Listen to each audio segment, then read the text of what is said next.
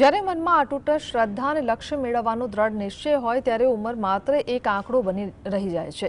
સુરતના ધોરણ 4માં અભ્યાસ કરતા બે નાનકડા બાળકોએ 480 કિલોમીટરનું અંતર સ્કેટિંગ દ્વારા કાપીને મા અંબાના ચરણોમાં શીશ ઝુકાવ્યું છે। 480 કિલોમીટરની સફર મુસાફરી બાદ આ બાળકો અંબાજીના પવિત્ર ધામમાં પહોંચ્યા। તેમની માનતા અને શ્રદ્ધા મુજબ આવતીકાલે સવારે બંને બાળકો અંબાજીના સુવર્ણ શિખર પર માતાજીની ધજા ચડાવીને પૂજા અર્ચના કરીને આશીર્વાદ મેળવ્યા હતા।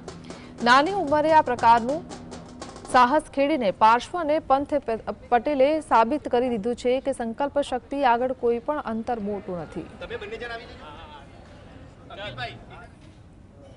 આજે 5મો દિવસ છે। અમે 5 દિવસમાં અંબાજી પહોંચી ગયા હતા। અમે મંદિરમાં સ્કેટિંગ બી કર્યું, ધજા બી ચડાવી અને અંબા માતાને પગે બી લાગી।